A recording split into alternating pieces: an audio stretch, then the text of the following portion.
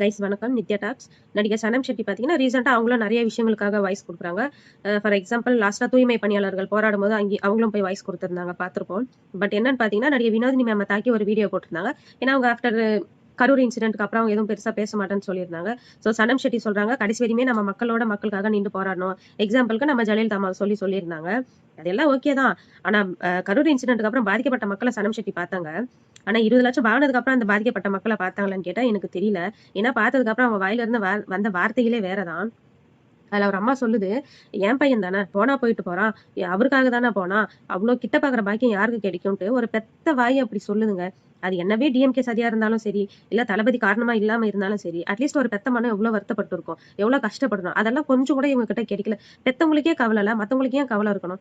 எனக்கெல்லாம் நிஜமா கவலை கிடையாதுங்க. ஆனா வருத்தப்பட்டேன், இன்சிடென்ட் நடந்தப்ப வருத்தப்பட்டேன். ஆனா இப்ப ரொம்ப வருத்தப்படுறேன். ஏன்னா போய் இவங்களுக்காகவா வருத்தப்பட்டோம்னு அப்படி ரொம்ப வருத்தப்படுறாங்க. என்ன கேட்டீங்கன்னா வினோதினி மேம் எடுத்தது தான் குட் டிசிஷன் நான் சொல்லுவேங்க.